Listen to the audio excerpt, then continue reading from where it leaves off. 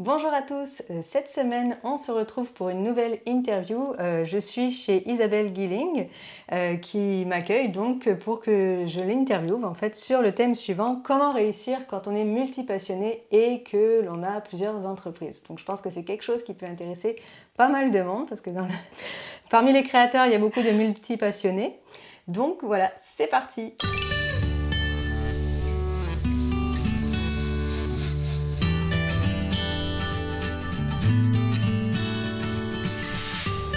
Alors Isabelle, tu as plusieurs entreprises, toi, donc je suis allée un peu voir ce que tu faisais, je me suis pris des notes pour pas dire n'importe quoi, mais donc j'ai noté que tu avais donc un blog qui s'appelle Une vie, une planète. Je pense que c'est le premier blog, enfin en tout cas à l'heure actuelle celui qui fonctionne. Je sais pas si tu en as testé d'autres avant, mais que tu as créé en fait. C'est ça. Qui est un blog, c'est un blog sur lequel tu aides les gens à faire une transition de vie pour se rapprocher de la nature en fait. C'est ça. En fait, depuis 6 ans, on a souhaité avec mon compagnon tendre vers une autonomie relative, tout à fait relative. Et au fur et à mesure de nos apprentissages, on s'est dit qu'on allait partager comment se rapprocher de la nature, comment faire son potager, comment faire des meubles en carton, comment faire ses conserves, ce genre de choses. D'accord. Donc ça, en gros, c'est ta première entreprise. Après, tu as une entreprise, encore une fois, c'est un blog, je pense, qui s'appelle Hollis Life, et sur lequel, en fait, qui est axé santé physique et psychique. Exact, ouais, c'est ça. D'accord. Ensuite, tu as la Passion School que tu as lancée. Donc ça, c'est pour aider les créateurs, les artistes, les entrepreneurs, les blogueurs, enfin bref, les passionnés à vivre de leur passion. C'est ça, de leur passion à tendance, leur passion au pluriel. Voilà, ok. Donc multi-passionné. C'est ça. Voilà. Et enfin, bien sûr, évidemment, tu as une entreprise donc, qui s'appelle La Tanière de Yule, dans laquelle tu proposes des bougies et des bijoux. Grâce à toi, les bijoux d'ailleurs, ça fait environ 2 ans que j'ai fait naître ce projet-là. C'était quelque chose dont je rêvais depuis super longtemps. Et puis, c'est grâce à ta formation que je me suis lancée vraiment dans la création de vrais bijoux. J'avais fait des bijoux fantaisie pendant super longtemps, mais j'étais toujours frustrée de ne pas pouvoir faire vraiment les pièces que j'avais en tête, quoi. Ouais. Ah ça fait plaisir.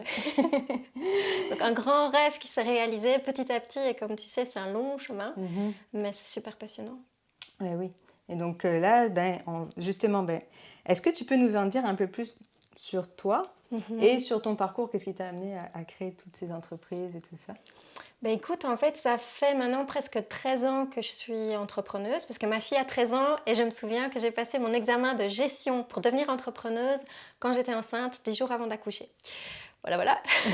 Wow. Et donc du coup, j'ai ouvert mon magasin en ayant un bébé, et j'ai tenu en fait d'abord un magasin pendant 6 ans de mobilier en carton. Tu en as un là en face de toi. Oh, ok, oui, on ne dirait pas. Et non, on n'imagine pas qu'on peut vraiment vivre dans des meubles en carton.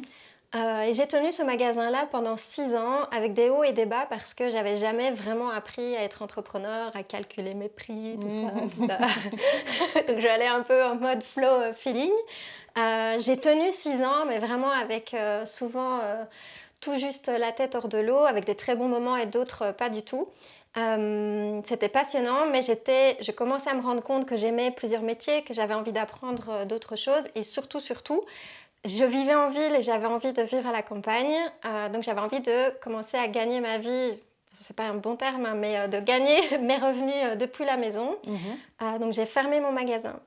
Et ce qui s'est passé, c'est qu'en fermant mon magasin, là, j'ai eu une grosse agression. Donc j'ai vraiment, en plus de vouloir travailler à la maison, j'ai été presque agoraphobe, presque en dépression. Et donc là, j'ai tout réappris. Je me suis dit, qu'est-ce que je vais faire comme métier? Qu'est-ce que je vais faire de ma vie? Et de fil en aiguille, en regardant tout ce qui se faisait, les blogs, j'ai commencé à m'intéresser à plein de choses. J'ai vu que c'était possible de gagner sa vie depuis la maison avec un blog, entre autres. Et à ce moment-là, la première idée qui m'est venue, alors je ne savais pas du tout si ça allait être rémunérateur, mais c'est pour ça que le premier blog sur le partage de notre mode de vie nature est arrivé, parce que je venais d'emménager depuis une petite année avec mon compagnon qui est designer en permaculture. Soit de fil en aiguille, j'ai découvert l'univers du blogging en partageant notre mode de vie. Et à un moment donné, je me suis dit, il va quand même falloir gagner de l'argent. Et une des autres compétences que j'avais d'avant mon magasin, c'était le fitness et le yoga. Je sortais d'une école de sport et c'était quelque chose qu'on me demandait souvent. Et donc, en parallèle, je tenais mon blog qui était juste pour le plaisir, qui était vraiment un partage avec une chaîne YouTube, vraiment juste un partage familial, comment on vivait, tout ça. Et j'ai construit un blog et une plateforme de fitness et de yoga sur le côté. Simplement parce que c'était quelque chose qui faisait partie non seulement de mes compétences à ce moment-là, mais que je savais que c'était rémunérateur facilement parce qu'il y avait un vrai besoin. Mes amis m'en parlaient souvent, me posaient des questions, comment est-ce que je pourrais me tonifier un peu par-ci par-là, voilà. Donc c'est venu assez naturellement et pour ce faire, en fait, je me suis inscrite à une grosse formation sur qu'on connaît un peu tous, que tu connais aussi, une académie pour vraiment apprendre à créer un programme en ligne et tout ça. Et ce qui s'est passé, c'est que mon compagnon pensait que mon blog, c'était juste comme ça pour le plaisir, le blog nature et tout.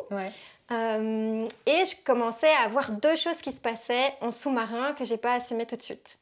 La première chose, c'est que la création manuelle me manquait beaucoup, énormément. Et le sport, ça me satisfaisait, mais faire quelque chose de mes mains, depuis que j'avais fermé mon magasin, ça me manquait beaucoup. Et la deuxième chose qui se passait, c'est que comme je commençais à gagner des revenus avec ma plateforme, tous mes amis me demandaient « mais comment tu fais ?» tout ça. Et donc du coup, en stoom, donc c'est en Belgique on dit ça, en stoomeling, ça veut dire en sous-marin, en cachette, entre guillemets, je commençais à aider les amis à découvrir un peu l'univers de la formation en ligne et tout ça. Et à chercher comment apprendre d'autres techniques manuelles. C'est comme ça que je suis tombée sur ta formation de création de bijoux. Et je ne l'ai pas dit à mon compagnon, ni que j'aidais vraiment les entrepreneurs, ni que j'apprenais la bijouterie sur le côté.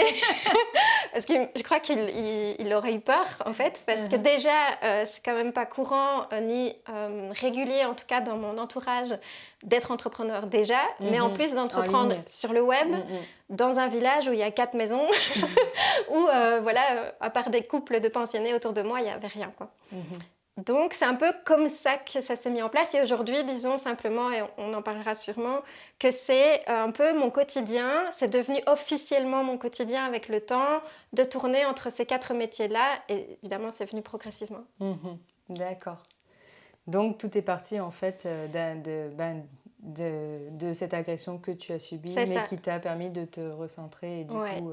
De vraiment, me reconnecter à la nature. Et finalement, même si ça a été une épreuve, c'est ce qu'on dit souvent avec toutes les épreuves, le burn-out ou autre, c'est que sans cette épreuve-là, j'aurais probablement pas passé autant de temps dans le calme chez moi, connectée au jardin et tout ça. Et j'aurais certainement pas découvert d'autres façons de vivre, en fait. Effectivement, il faut toujours voir le positif. C'est ça. Je ne l'ai pas vu sur le moment même. Non, mais... c'est normal. C'est tout à fait normal. Alors, est-ce que tu peux nous expliquer ce qu'est un multipassionné ? Avec plaisir. Aujourd'hui, avec plaisir, parce que pour moi, en tout cas dans ma conception, un multipassionné, aujourd'hui on parle beaucoup de toutes ces étiquettes, alors ça va de hypersensible, HP, au potentiel, tout ça, et ces étiquettes-là, elles me convenaient pas du tout. D'ailleurs, c'est souvent le cas de ces personnes-là, c'est qu'on ne se conçoit pas comme spécial d'aucune manière. Par contre, ce qui était acceptable pour moi et concevable au moment où je commençais à me rendre compte de certains tempéraments et façons de fonctionner que j'avais, c'est qu'en tout cas, j'avais vraiment besoin et ça me nourrissait de pratiquer plusieurs choses, pas seulement comme passion, mais vraiment tout me passionnait et j'avais vraiment envie de vivre comme ça. Pour moi, l'image idéale de la vie, c'était pouvoir continuer à vivre un peu comme si j'allais à Poudlard, tu vois, et me dire, ok, le matin, je vais dans telle pièce pour faire de la photo, l'après-midi, je vais dans telle pièce pour faire de la poterie, mais c'est pas vraiment un mode de vie... genre c'est dans les films, ce genre de truc. Et donc du coup, pour moi, un multipassionné, c'est pas forcément pour en faire un métier, mais en tout cas, c'est une façon de vivre où on se nourrit beaucoup par l'apprentissage et la pratique de plein de métiers qui peuvent être très différents les uns des autres, mais qui pour nous va nourrir finalement un écosystème, nous donner des idées, nous épanouir, voire même nous équilibrer, je pense. D'accord. Donc c'est quelqu'un en fait qui a vraiment de multiples centres d'intérêt et qui a besoin, comme tu dis, pour se nourrir, d'aller, de les pratiquer tous un peu au quotidien ou du moins régulièrement, quoi. Tout nous intéresse et paradoxalement, même si ça a l'air très splitté, chaque élément va nourrir les autres. On tisse des ponts et des liens entre tous les métiers. Et donc, voilà, c'est comme dans tout ce qu'on apprend, en fait. Il y a des complètement liens à faire. Oui. Et je pense qu'en tout cas, on va dire s'il y a une différence entre les personnes qui sont vraiment à l'aise avec une seule façon d'exercer un métier, par exemple, c'est que je rencontre beaucoup de multipassionnés qui ne peuvent vraiment pas s'empêcher de fonctionner comme ça, même si on ne se l'autorise pas tout à fait au début. Oui, justement. En tant que multipassionné, justement, j'allais te demander, est-ce que tu as toujours mené plusieurs projets de front ou au contraire, au départ, tu t'es concentrée sur un seul projet? Je crois que je l'ai toujours fait, mais en cachette ou sans m'en rendre compte. Ouais. Parce que même dans mon magasin, tout à l'heure, c'est ça. Même dans mon magasin, il y avait au départ un seul métier affiché, mais quand tu rentrais dans le magasin, en réalité, je crois que c'était Mary Poppins. Je faisais des tableaux, des bijoux, des lampes, etc. Mais c'était pas bien vu, en fait. Les gens percevaient ça comme je m'égarais, ou quand j'ai fait mon accompagnement à la création d'entreprise, on me ramenait tout le temps pour ne faire qu'une seule chose, que des meubles, par exemple, blancs pour enfants. Et donc, on essayait de... voilà. De te mettre dans une boîte. C'est ça, un carré. Tu sais, quand tu es un peu multicercle, ça passe pas très bien. Mais je pensais que c'était moi qui avais un problème, en fait. Je pensais vraiment que j'étais... Et d'ailleurs, j'avais l'impression d'avoir des preuves de ça autour de moi, que c'était mieux de fonctionner d'une seule façon. Donc, je crois que j'ai toujours eu un peu l'élan de fonctionner comme ça. Et puis, c'est quand j'ai commencé à le voir chez d'autres personnes, et d'autres personnes qui s'acceptaient comme ça, que j'ai commencé à l'assumer de mon côté. Donc, je pense surtout que ça a toujours été là, mais ça a été un apprentissage de savoir comment naviguer avec ça. Là, tu viens un peu de répondre à ma prochaine question, mais on peut quand même y revenir. Voilà, c'était à quel moment tu as compris que c'était dans ta nature de réaliser différents projets, d'avoir différentes activités, et comment tu as fait pour accepter cela, sachant que on vit dans une société justement qui prône un peu le métier unique, le métier unique. Quoi. Le premier laboratoire de ça a quand même été mon couple, évidemment, parce que déjà, quand on devient entrepreneur, on se confronte assez vite soit aux peurs ou aux angoisses de l'autre. Est-ce que ça va fonctionner? Est-ce que tu vas gagner ta vie? Combien de temps ça va durer? Tu vois, c'est quand? Parce que toi, il n'était pas du tout entrepreneur. Si, en fait, c'est ça qui est très drôle, c'est qu'il est très entrepreneur. Aujourd'hui, lui aussi, il fait plusieurs choses, complètement. Mais simplement, c'est quelqu'un qui était, on va dire, à l'époque, beaucoup plus avancé que moi dans ce qui était pragmatique. Je veux dire, entre deux questionnements, lui, ça va être est-ce que tu as vendu aujourd'hui? Moi, c'était combien de vues j'ai fait? Parce que, super, j'ai des gens qui ont regardé un tutoriel ou quoi. Et donc, lui, il me ramenait plutôt plus souvent à est-ce que ça fonctionne, quoi. Et donc, du coup, ça a été un peu aussi le premier laboratoire pour confronter le fait que, en fait, je fais plusieurs choses et de l'assumer progressivement. Parce que forcément, à un moment donné, quand tu postes sur les réseaux, tu ne peux pas cacher que tu fais plusieurs trucs. Et je crois qu'au départ, ça l'a beaucoup déstabilisé. Et il avait peur. Il avait peur de dire « mais où vas-tu? Qu'est-ce que tu fais ?» Et à force de m'entendre lui dire « en fait, tu vois, par exemple, ici, je fais ça que le vendredi. » Ou bien, et on y viendra certainement, mais j'ai commencé tout haut à m'entendre dire « mais c'est pas si grave, tout va bien. » Ou tout va bien aller. Et je crois que c'était plus pour me convaincre moi-même au départ. Donc ça a été un petit peu d'abord le premier laboratoire avec mon couple pour le rassurer en me rassurant moi et en cherchant mon organisation. Et puis au fur et à mesure, il y a eu vraiment un gros moment de déclic. La frustration en fait de ne pas afficher certaines activités et de toujours tout faire un peu sans l'assumer publiquement. J'ai commencé à sentir une frustration vraiment intense et je suis partie en voyage 2 semaines en Finlande, toute seule sur une cabane. Et en étant là-bas, je me suis dit, mais qu'est-ce qui va se passer si tu oses afficher finalement ce que tu fais comme métier? Qui est-ce que ça va vraiment emmerder, entre guillemets?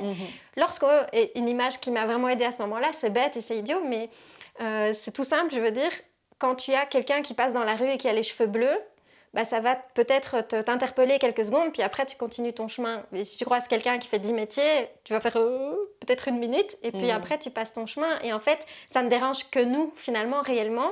Et même si on a finalement quelques personnes qui vont être dérangées et qui vont le dire, ou qui vont être perdues par le fait qu'on fait plusieurs métiers, au fond, nous, c'est juste uniquement notre propre personne qui a peur du regard des gens. Et donc, j'ai déclenché à ce moment-là en me disant, vas-y, on verra bien.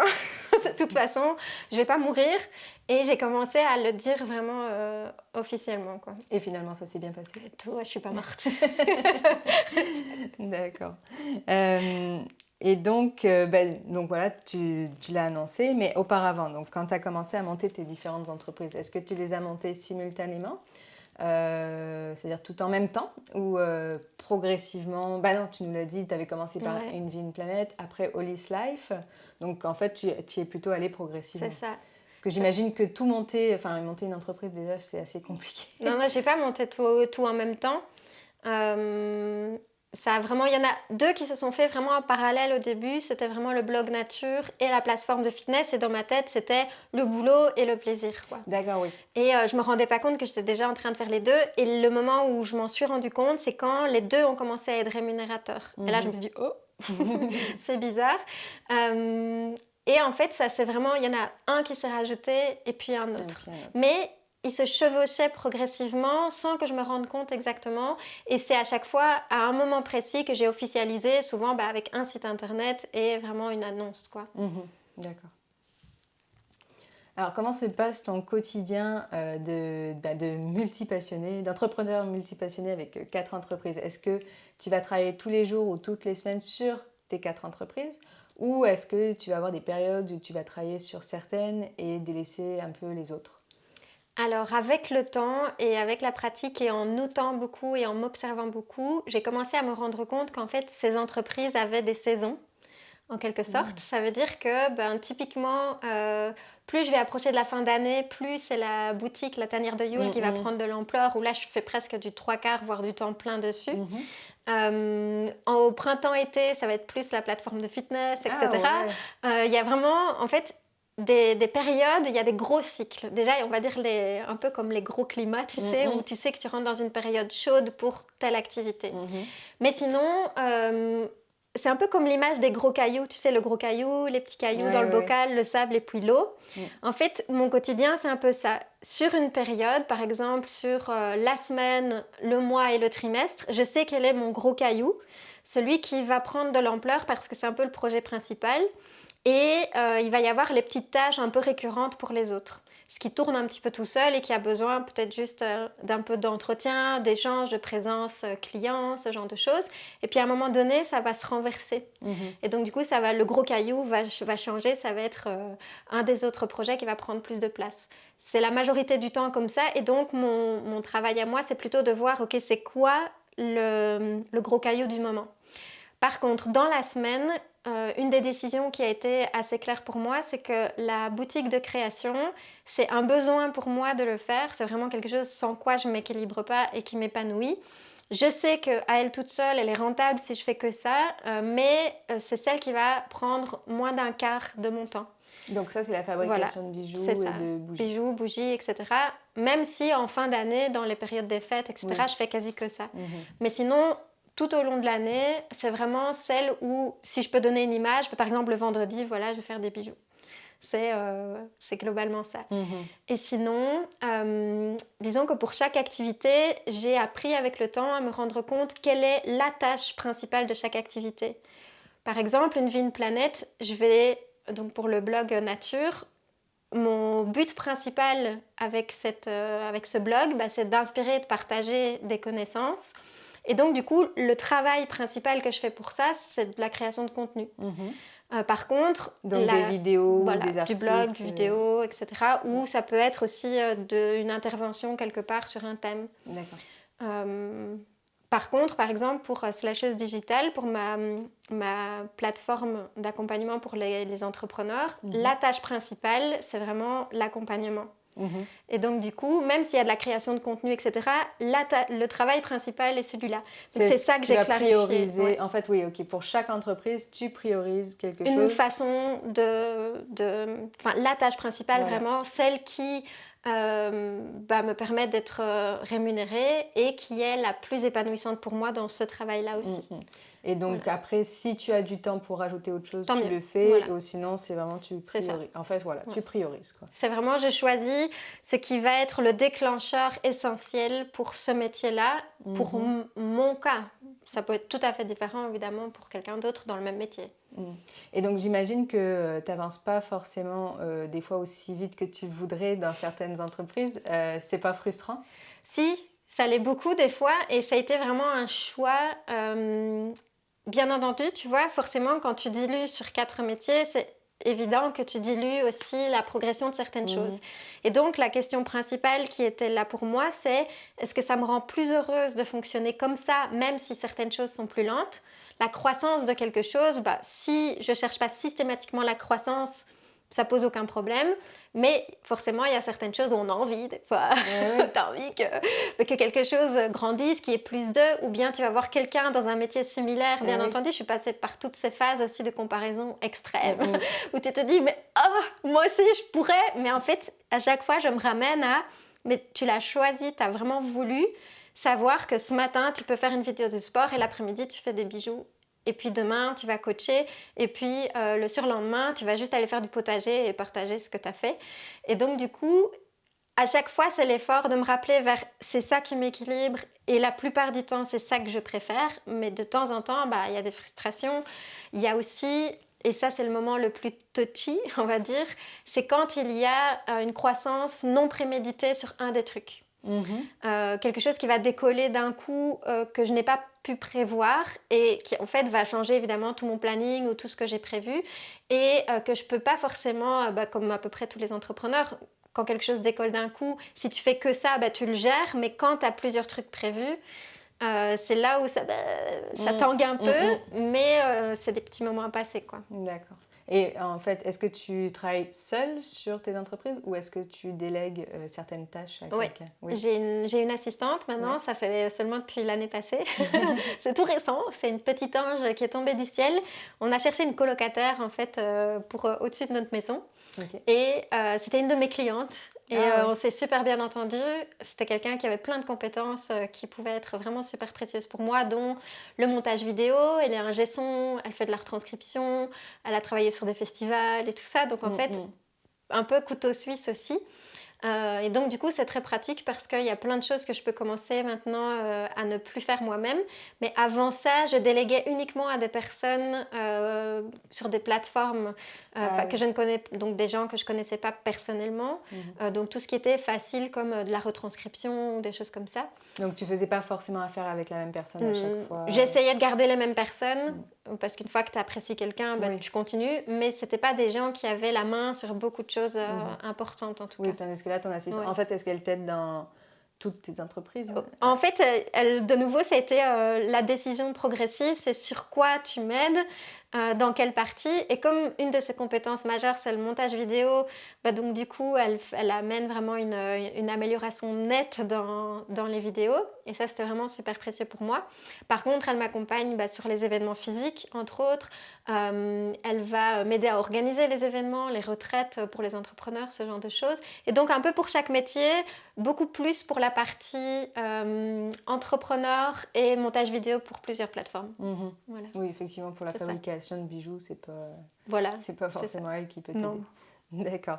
Et est-ce que ça a été difficile au départ de déléguer j'imagine que oui, parce qu'on passe tous par là. Mais, et du coup, comment tu as fait pour réussir à passer par-dessus cette peur de déléguer? La peur principale, c'est que je ne savais déjà pas comment je fonctionnais moi-même. Oui, c'est assez particulier déjà comme profil. Donc du coup, déjà, c'est sûr que je me souviens qu'à l'époque du magasin, j'avais déjà eu une stagiaire et puis une personne qui avait travaillé quelques mois pour moi. C'est pas vraiment si facile de savoir quoi déléguer, comment justement bien encadrer, savoir transmettre les bonnes infos. Donc du coup, là où ça a été vraiment pas évident, c'était de clarifier c'est quoi mes process, c'est quoi que je peux vraiment lui déléguer pour garder moi la valeur de certaines, là où j'ai le plus d'impact et là où elle a le plus d'impact. Par contre, là où ça a permis de vraiment faciliter et passer au-dessus, c'est qu'au niveau tempérament, on a complètement accroché. Donc du coup, il y avait beaucoup de valeurs en commun, c'est très facile de fonctionner ensemble, on n'a pas peur de se donner du feedback, pas peur de dire bon voilà j'ai foiré et inversement, donc de vraiment progresser ensemble. Et on a vraiment fait ce choix de décider de construire la collaboration ensemble, puisque c'était ma première vraie assistante. Oui. Donc dès le départ, on a été honnêtes toutes les deux sur ce qu'on savait faire et ce qui pouvait être construit ensemble. D'accord. Voilà. Oui, c'est important d'avoir, d'être complémentaires et de pouvoir bien communiquer. C'est ça. D'accord. Et donc là, tu fabriques donc des bijoux, des bougies. Est-ce que tu as quelqu'un qui t'aide à la fabrication? Tu fais tout toute seule? Pas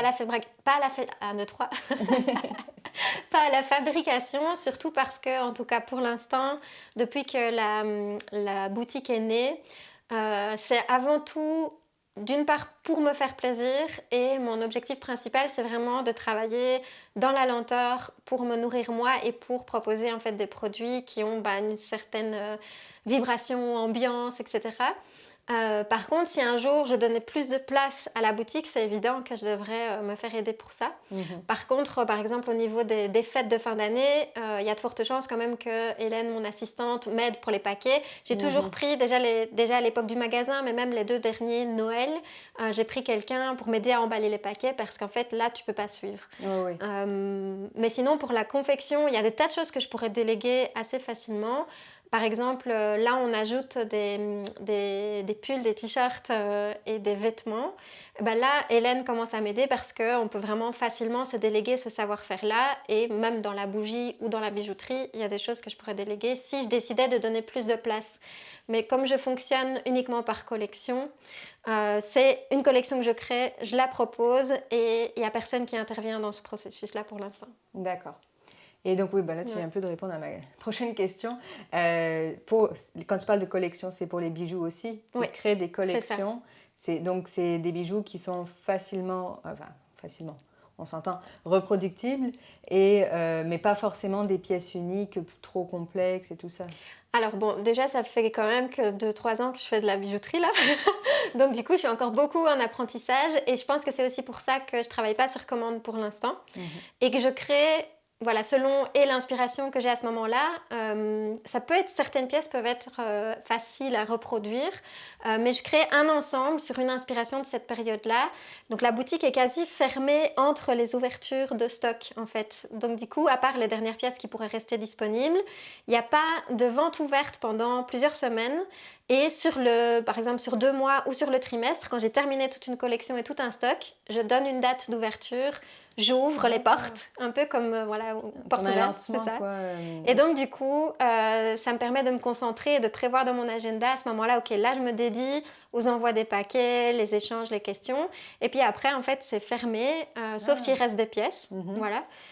Mais généralement, comme les gens ont attendu, en quelques jours, les 3/4 partent tout de suite. Wow. Okay. Et puis après, s'il reste quelques pièces, elles continuent à partir tranquillement. Et il y a une formation par contre sur la création de bougies. Là, elle est ouverte tout le temps. C'est une formation en ligne. Une formation en ligne, voilà. Mais donc c'est comme ça en fait que aussi je me protège pour l'instant des phases d'apprentissage par lesquelles je passe pour ne pas par exemple promettre que je saurais faire quelque chose en commande que pour l'instant je ne maîtrise pas encore. Et ça me permet d'expérimenter qu'est-ce que j'ai l'élan de faire en bijouterie et en création de bougies aussi. Et puis aussi parce que ça permet de mettre ma concentration. Ici, il y a une collection qui va sortir dans une grosse semaine. La maison est remplie, il y a des trucs partout qui sèchent. Donc tout ça. Les bougies aussi, tu travailles par collection? Oui, je fais à peu près tout, sauf que les bougies, il y a beaucoup plus de stock, donc du coup, souvent c'est plus facile de s'offrir une bougie pendant l'année hors des périodes de lancement. Tandis que les bijoux, c'est vraiment du one-shot, quoi. Alors, en fait, donc, ce que je comprends, c'est que tu crées une collection, tu vas monter ton stock, tu vas fabriquer pendant une certaine période de temps. Une fois que tu as... que c'est prêt, je prends les photos. Tu prends les photos, tu mets en ligne, les gens achètent. Je préviens. Oui, évidemment, tu fais de la communication. C'est la fête. Et après, donc, la fois d'après, tu fais une toute nouvelle collection?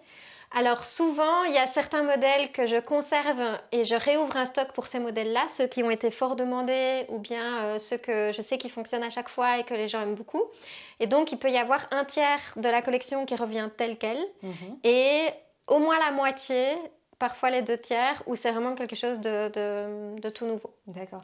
Donc, en fait, tu t'enlèves ce stress de devoir produire sur commande. Parce que moi, au départ, je pensais, comme beaucoup d'entrepreneurs font, c'est que tu mets des modèles en ligne et tu les produis J'ai à la essayé, demande. mais ça m'angoisse super fort. Oui. Et en fait, j'ai découvert avec le temps que c'est valable dans tous les métiers et à peu près tous les formats. Ce que je découvre, en fait, c'est que dès que, par exemple, me mettre à table et vraiment bosser beaucoup, toute une semaine pour créer beaucoup de bijoux, etc., si je crée ce que moi j'ai prévu, il n'y a aucun souci. Dès que, et c'est un apprentissage, hein, j'imagine fort bien, mais dès que je sais qu'il y a une demande de l'autre côté et que j'ai reçu l'argent avant de fournir le produit, ou de le créer, c'est plus compliqué pour moi. C'était un peu différent pour les meubles parce que là, voilà, on faisait une commande, la personne choisissait, mais ça a toujours été plus épanouissant pour moi de faire une œuvre et puis que la personne l'achète.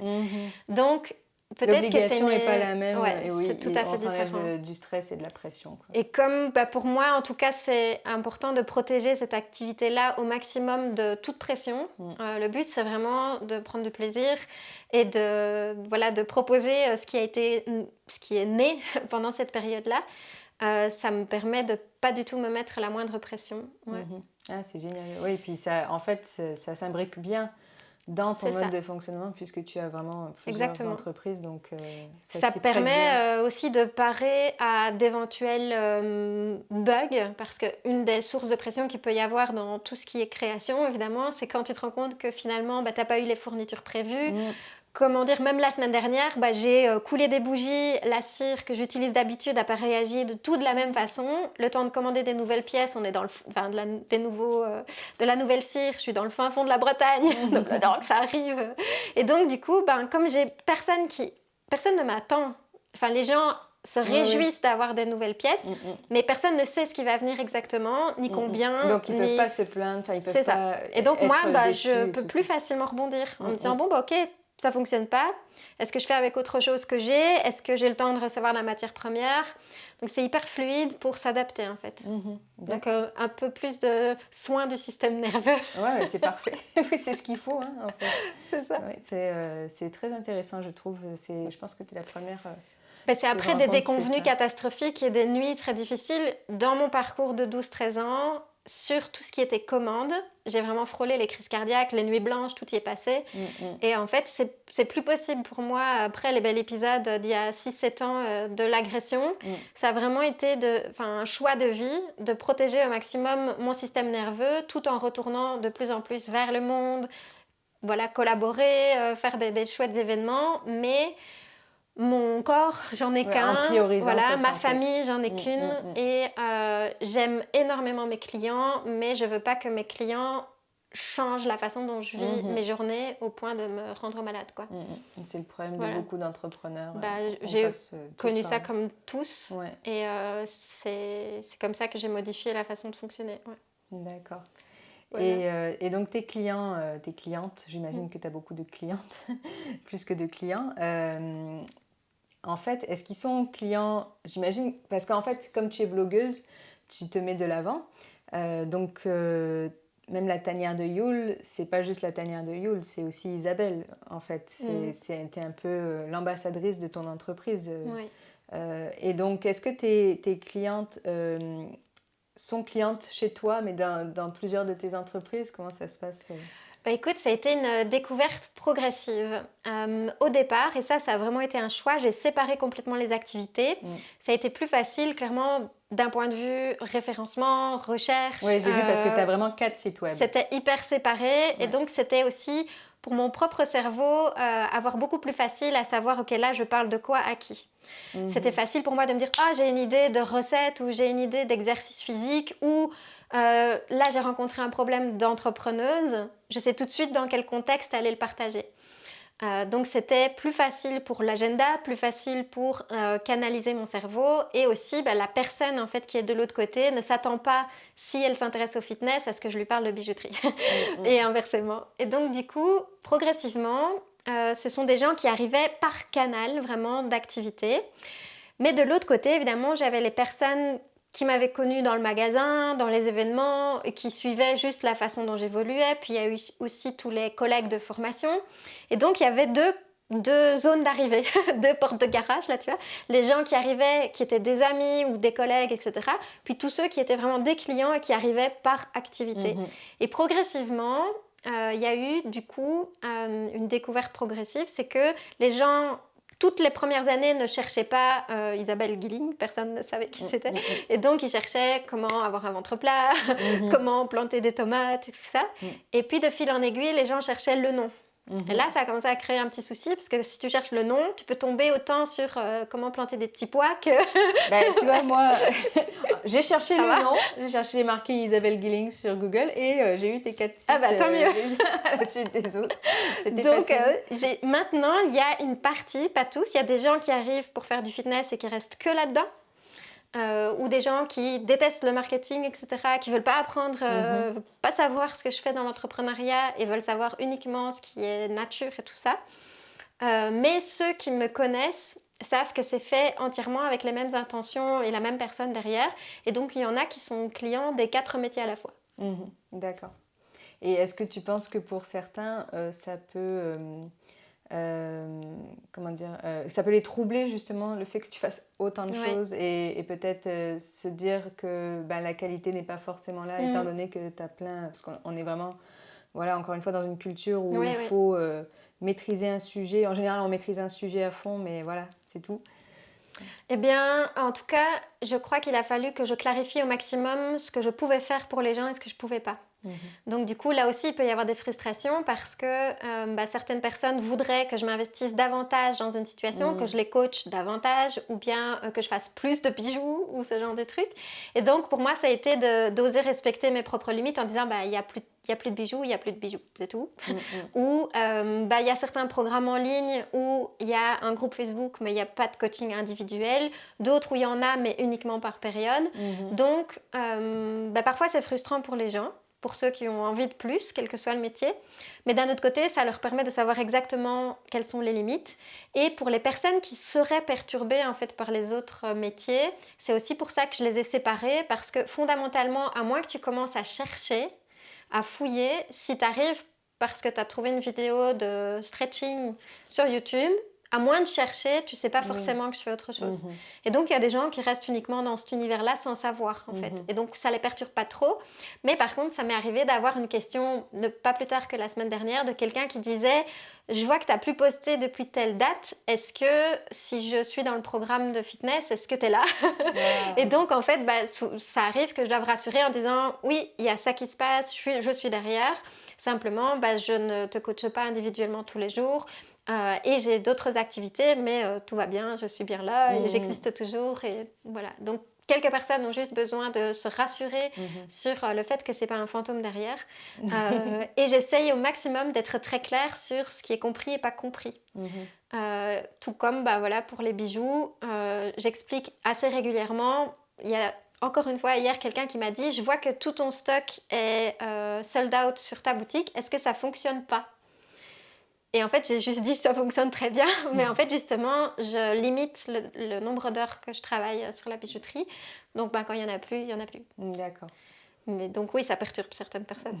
Moi, en premier, parce qu'évidemment, parfois, je me sens mal à l'aise. Typiquement, la question « Qu'est-ce que tu fais dans la vie ?» Oui, c'est difficile de répondre. Donc, c'est plus avec soi aussi que la clarification est nécessaire. Et justement, qu'est-ce que tu réponds à cette question? Des fois, je fais une blague. Il y a quelqu'un comme ça dans l'entrepreneuriat qui dit « Je vends de la drogue. » Et donc, souvent, je fais une blague d'abord et puis je dis « Non, mais en fait, j'ai 4 métiers différents. Et là, je les explique. » D'accord. Ça dépend du combien de temps la personne est là. Oui, voilà. Et parfois, ça m'arrive quand je vois que la personne n'est pas très ouverte à ça, je dis je suis prof de fitness. En fonction du profil que tu as en face de toi. Oui, il n'y a pas de réponse unique. Non. Alors. Et du coup, sur les réseaux sociaux, comment tu fais justement tu as du coup 4 comptes Facebook, 4 comptes Instagram, 4 chaînes YouTube. Alors, Facebook, je m'en occupe pas du tout. D'accord. J'ai des pages juste parce qu'elles doivent exister avec le compte Insta, mais je m'en occupe pas. J'ai que mon profil personnel dont je m'occupe parce que c'est là que j'ai le plus de contacts, surtout avec les amis, les collègues de formation et tout ça. Mais je ne m'occupe pas du tout de mes pages Facebook. Par contre, j'ai choisi de m'occuper des Instagram et des chaînes YouTube et du blog. Par contre, au quotidien, avec le temps, j'ai commencé, comme je t'expliquais tout à l'heure, il y a certaines tâches qui sont plus nécessaires que d'autres. Donc du coup, j'ai fait davantage attention à apprendre un petit peu le référencement, à poser des actions qui allaient être pérennes pour moi longtemps, sachant que je ne peux pas être partout à la fois et qu'il est évident que je ne pourrais pas poster tous les jours sur Instagram sur 3 comptes ou 4 comptes différents. Donc j'ai appris à réfléchir en slow marketing au maximum en me disant ok, pourquoi je suis sur cette plateforme, qu'est-ce que ça me rapporte et qu'est-ce que je choisis de faire plus ou moins. Donc les chaînes YouTube, elles sont super importantes pour moi parce que je les aime vraiment beaucoup. Donc il y a aussi... Là, tu en as 2? J'en ai 3. Donc j'ai la chaîne de Une vie, une planète, celle de fitness et celle pour l'entrepreneuriat qui est née il n'y a pas très longtemps. Parce que YouTube, c'est quelque chose que j'aime vraiment beaucoup faire. Donc je l'ai choisi non seulement pour l'élan naturel que j'ai, j'aime bien créer du contenu. Par contre, Instagram, je suis très légère sur Instagram. Je poste des choses, mais si je poste pas pendant 5 jours, je me tracasse pas. Et il y a des périodes où je vais programmer davantage. Où je vais vraiment avoir du contenu d'avance pour plusieurs plateformes et c'est préenregistré. Puis il y a des périodes, très honnêtement, où je suis un peu plus mon flow et puis ça arrive que je poste pas. J'ai arrêté de me rendre malade avec ça. Et en fait, ça change rien au final. Non, non, parce que ça dépend de nouveau quel est ton focus principal. J'ai des copines qui font que de la bijouterie ou de la création et qui sont à 100% sur Instagram. Elles s'en occupent à fond. Bien entendu, elles ont eu un autre développement, par exemple, que le mien. Moi, ma question est toujours, est-ce que mon quotidien me plaît? Est-ce que je suis rémunérée? Et est-ce que je suis satisfaite? Est-ce que les clients sont satisfaits? Est-ce que je respecte mes engagements autant que possible? Et si la réponse est oui, j'arrête d'être frustrée pour ce que je fais pas. Mais j'en parle comme ça aujourd'hui, mais je me suis rendue malade. Comme tout le monde, à me dire... Encore une fois, oui, c'est la comparaison surtout qui doit être difficile au départ. Quand on se lance comme ça, comme toi, dans plusieurs entreprises, mais qu'on ne peut pas avancer aussi vite. Déjà, pour un entrepreneur, on sait, pour la majorité d'entre nous, le fait de déjà s'occuper d'un réseau social en particulier, ou d'un blog ou d'une chaîne, c'est déjà hyper énergivore. C'est vraiment un engagement, c'est quelque chose que tu dois en partie aimer faire, et que tu sais que tu dois faire. Donc autant choisir la plateforme qui est la plus sympa pour toi, qui est la plus épanouissante. Mais déjà pour un métier, c'est beaucoup de travail. Donc du coup, c'est toujours un exercice de se poser cette question de est-ce que je fais sert vraiment à quelque chose ou est-ce que je le poste pour poster et est-ce que moi-même je serai le premier fan de ce que je poste. Des fois, c'est pas le cas. Je trouve que c'est pas top. Et puis, il y a des fois où je me dis, oui, si je voyais ce post ou cette vidéo ou ce truc, ça m'aiderait vraiment. Et alors là, je sais que ça sert à quelque chose. D'accord. Ok, donc comment tu analyses justement ça? Alors, encore une fois, c'est venu vraiment après. Donc, quand on se pose beaucoup de questions au début, et tu as dû t'en poser énormément aussi, c'est est-ce que je fais bien les choses? Est-ce que je devrais faire différemment? Est-ce que je devrais me former 15 ans de plus en SEO? Tu vois, ce genre de truc. Donc, en fait, moi, au départ, j'y suis allée complètement à l'instinct, mais totalement. Et même si j'avais une formation sur la création de formations en ligne, créer mon entreprise sur le web et tout ça, entre le fait de créer les choses et apprendre en même temps, évidemment, il y avait une grosse partie qui était j'y vais et puis on verra bien. Donc je pense que là où ça a déjà permis de fonctionner en partie, c'est parce que l'intention était là. Et il y avait des actions posées complètement imparfaites. Il y a certaines vidéos où j'ai beaucoup de mal comme nous tous, à me regarder encore. C'était terrifiant pour moi parce que j'ai mis 2 ans avant d'accepter de poster une vidéo en collant de yoga. J'ai mis vraiment des plombes pour ça. Mais par contre, à un moment donné, tu te rends compte qu'en observant, il y a des choses qui partent toutes seules. Et donc, à un moment donné, quand j'ai vu, ah bah tiens, tel sujet fonctionne super bien, la chaîne YouTube, là, elle décolle sur ça, là, ça fonctionne pas du tout, bah, j'essaye de mettre plus d'énergie là où ça fonctionne bien. Mais c'est vraiment à chaque fois laboratoire, essayer, mettre en place, puis observer après. Et quand il y a quelque chose qui fonctionne vraiment bien et que ça devient vraiment intéressant de bien m'en occuper, j'ai tendance à me former un peu plus sur le sujet et lui mettre un petit peu de coup de pouce. Et donc pour les bijoux, bah, tu fonctionnes pareil pour la tanière de Yule. Là, c'est un peu particulier parce que j'ai eu... en fait, j'ai très peu d'abonnés, enfin très peu, je veux dire, je gagne très bien pour la bijouterie par rapport au nombre d'abonnés que j'ai et c'est... T'as combien d'abonnés là? 1002, 1003. D'accord. Et donc, il y a certaines personnes qui pourraient ne pas comprendre en se disant bah, j'ai le même nombre d'abonnés mais je gagne pas autant. Et il faut aussi être honnête sur le fait que j'ai eu un magasin pendant 6 ans et j'avais déjà de la clientèle qui aimait ce que je faisais, qui t'a suivi, qui a continué. Et donc, quand j'ai ouvert aussi les collections de bougies, etc., j'avais déjà des gens à qui les annoncer. Même des gens, en fait, qui me suivaient parfois pour le fitness. Si je leur disais, je fais des bougies, et il y a souvent une partie des gens qui me suivent. Donc, du coup, qui vont aller acheter et à qui je peux envoyer un email pour annoncer les nouvelles collections. Donc là, c'était un peu atypique parce que je ne pouvais pas observer de la même façon au travers d'un réseau social, par exemple, quelle est vraiment la réaction, d'où est-ce que les gens arrivent, parce que j'ai eu les ventes avant d'avoir vraiment développé l'audience. Quoi.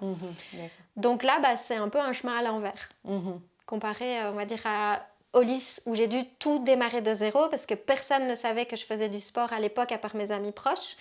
J'avais un magasin de création, et ça a été un peu une surprise pour les gens de mon entourage, voilà, même sur le web, j'avais jamais été sur le web, donc j'ai débarqué en disant salut, je fais du sport. C'était tes premières armes en fait. Voilà, complètement. Que tu faisais. Donc là, j'ai pu analyser la croissance, on va dire, petit à petit. Mais ça t'a aidé du coup pour la suite. Ouais. Et il n'y a pas un chemin, c'est ça qui est super intéressant quand tu fais 4 métiers en même temps. Il n'y en a pas un qui est identique. Non. Dans l'installation, les réactions, d'où viennent les gens, les types de personnes, souvent ils ont les mêmes valeurs puisque forcément c'est la même personne. C'est ça. Donc on a quand même des valeurs très très communes, mais c'est vraiment intéressant de voir que ça se passe pas du tout de la même façon et ça montre qu'en fait, quel que soit l'entrepreneur, finalement, la seule chose à faire c'est d'apprendre à se connaître et d'essayer des choses, quoi. Je pense. D'accord. Ah, c'est super intéressant. Et donc, est-ce que là, la tanière de Yule, c'est ta dernière entreprise que tu as montée. Avant ça, donc la première fois qu'on s'est parlé, mais ça remonte à il y a 2 ans en fait, tu lançais, ou tu venais de lancer, je crois, la Passion School. Est-ce que tu peux nous en parler un peu plus? Ouais. Alors, la Passion School, avant d'être la Passion School, ça a été un e-book qui s'appelait Être son patron et vivre de sa passion, un truc de 200 pages. Que j'avais mis en place en me sentant au départ très illégitime, mais pour répondre aux questions en une fois qu'on me posait tout le temps sur est-ce que c'est possible de vivre de sa passion. Et j'avais vraiment eu envie d'écrire beaucoup sur le sujet, de partager plein d'astuces. Et à un moment donné, plein de clientes qui avaient acheté cet e-book m'ont dit en fait, on ne passe pas à l'action parce que c'est dans un papier ou qu'on l'a imprimé, on l'a mis sur notre table de chevet et en fait, on n'avance pas. Est-ce que tu pourrais nous montrer sur écran et nous parler, tout ça. Et donc, j'ai sorti une école en ligne avec tout ce dont je parlais dans l'e-book pour être son patron et vivre de sa passion, adressé avant tout beaucoup aux créateurs parce que j'avais été un profil qui ne se respectait pas au niveau de ses tarifs, qui ne savait même pas comment c'était possible de vraiment réellement se payer correctement, comment fonctionner, comment faire un site web, comment utiliser la communication. Et c'était vraiment aussi beaucoup de motivation pour ces personnes-là. Donc du coup, la Passion School est née pour ce groupe de personnes au départ et c'était pas officiel, personne ne le savait non plus. C'était vraiment, encore une fois, avant que le site internet officiel de Slasheuse Digital avec les diverses formations sorte. Et donc la Passion School récemment s'est transformée parce qu'avec les mois et les années là, qui sont passées, c'est vraiment une grosse formation qui était trop grosse. Donc les gens ont pu vraiment suivre tous les tutoriels, avancer et quelquefois j'avais des personnes qui arrivaient en disant ça je connais déjà, je voudrais juste apprendre ça.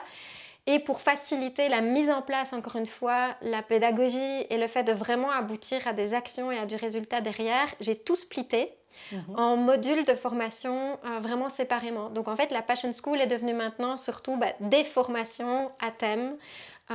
Plus petite, plus digeste et plus adaptée finalement à ce dont on a vraiment besoin à ce moment-là. Est-ce qu'on souhaite juste apprendre à vraiment mieux calculer ses prix, par exemple utiliser Pinterest pour développer sa visibilité ou voilà, créer une formation en ligne ou travailler sur sa procrastination et la difficulté à s'organiser quand on aime plusieurs choses. Donc finalement, la Passion School est devenue les Passion School. Voilà. D'accord. Ok. Et donc, si ça intéresse les gens, de toute façon, je vais mettre en lien sous la vidéo un lien vers la Passion School, mais aussi vers tes autres entreprises, que vous puissiez voir en fait tout ce que tu fais. Et du coup, ça m'amène à la toute dernière question. Quel conseil tu pourrais donner à quelqu'un qui crée des bijoux, par exemple, mais qui a plein d'autres passions et qui aimerait bien en fait pouvoir se nourrir elle aussi de ses autres passions, ou même à l'inverse, quelqu'un qui fait autre chose mais qui a envie de faire des bijoux et qui veut pas lâcher ce qu'elle fait déjà, mais qui veut aussi monter son entreprise de bijoux. Un des premiers trucs que j'aurais envie de dire, c'est que au départ, moi, je me suis mise énormément de pression avec la création de bijoux.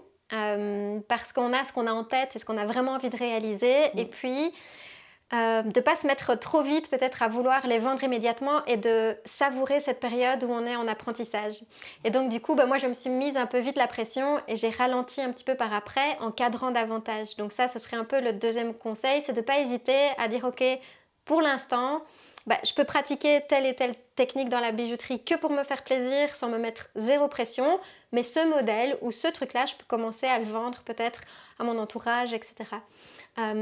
J'aurais aussi envie de partager une des erreurs principales que j'ai faites. On sait que dès que tu es dans la création manuelle, on a tendance, à choisir nos prix au pif, tout ça. Et là où on commence à se mettre dans les soucis, si on a d'autres activités, c'est de se rendre compte qu'on travaille comme une dingue pour quelque chose, sans que ça soit suffisamment rémunérateur. Donc là, il y a deux choses qui se passent. On perd beaucoup de motivation, il y a de la pression, il y a du stress. Et en plus, finalement, on vient mettre plein de négatifs sur quelque chose qui nous passionnait et qui était super important pour nous. Je suis aussi passée par cette phase et donc dans les 12 ans au travers de la création, j'ai vraiment envie de partager que prendre ce temps pour regarder de façon hyper pragmatique qu'est-ce que j'ai acheté comme fourniture, combien ça m'a coûté, au centimètre, c'est pas le moment marrant, mais finalement toi aussi t'en parles dans ta formation, genre ça de bande de sertie, ça coûte combien, oups, je peux pas calculer au pif là, et une fois que t'as fait ça et que c'est devenu quelque chose d'habituel, tu peux vraiment, que tu fasses 5 heures, 10 ou 20 de bijouterie, peu importe, ça sera toujours rentable et ça sera toujours nourrissant tant financièrement que personnellement. Si tu passes cette étape de vraiment mettre le nez dans la compta et dans l'aspect hyper finalement pragmatique et pas toujours drôle de combien je gagne. Après, si tu n'as pas spécialement besoin, par exemple, d'être rémunéré financièrement avec ça, finalement, on n'a juste qu'à nous autoriser nous-mêmes. Et là, se connecter finalement au plaisir, je pense que c'est ce qui a été le plus important pour moi. Et connaissant un petit peu mieux maintenant toutes les personnes qui sont multipassionnées, le sentiment d'illégitimité et la pression qu'on se met, c'est un des premiers trucs qui vient. Donc maintenant, à chaque fois, moi, je redescends tout ça en me disant pourquoi je fais ça. C'est un rêve depuis toute petite. Je ne vais pas détruire mon rêve en me mettant une pression de fou.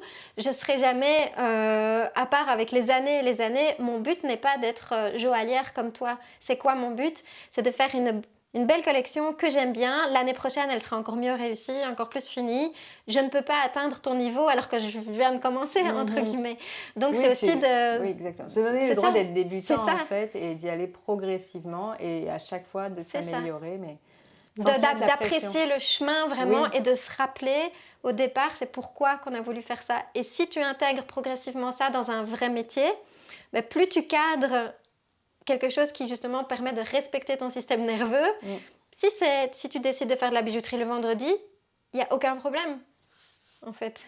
Personne ne te force à en faire un métier temps plein, ni à ce que tu sois la joaillière parfaite. Mais oui. Par contre, évidemment, comme toute création qu'on vend, on va essayer que ça tienne, que ça soit joli. Et voilà, tu vas créer, quand tu vas créer en fonction de ton niveau actuel. Voilà. Tu vas pas essayer de placer la barre trop haute, quoi. Et les prix, finalement, vont aussi avec. Ça veut dire que les prix vont évoluer au fur et à mesure. C'est dans n'importe quel métier. C'est OK, en fait, que les prix évoluent. Et si quelqu'un face à toi te dit « Ah, mais tu vends beaucoup trop peu cher et que ça pourrait être par sentiment d'illégitimité ou d'imposture, mais c'est aussi OK d'accepter les paliers par lesquels on passe. » Et donc, moi, aujourd'hui, du moment que je ne perds pas d'argent, que je me rémunère pour le temps consacré et que je m'éclate, j'accepte les paliers par lesquels je vais passer. Et c'est beaucoup plus doux pour soi. Et beaucoup plus sain. La vie est déjà assez sportive comme ça, donc... Voilà. Et je pense que c'est plus gai aussi pour les clients. Je ne sais pas si toi, tu es d'accord, mais quand tu achètes un bijou, tu n'as pas envie d'acheter un bijou avec une histoire super difficile derrière, avec quelqu'un qui souffre quand il fait le bijou. Et ça, c'est peut-être le dernier truc que je dirais là-dessus, c'est mets-toi à la place du client et demande-toi quel genre de pièce il aurait envie d'avoir dans les mains. D'accord. Voilà. C'est très très sage comme conseil tout ça. Merci Isabelle, c'était vraiment très intéressant. Merci à toi d'être là dans ma petite Bretagne. Avec plaisir, merci de m'avoir reçue chez toi. Alors j'espère que cette interview vous a plu, je pense que ça va vraiment aider pas mal de gens, moi la première. Et donc nous on va se retrouver très bientôt pour une prochaine vidéo. En attendant, si vous voulez en savoir plus sur Isabelle, je vous mets les liens juste en dessous. Merci. Et voilà, bye bye.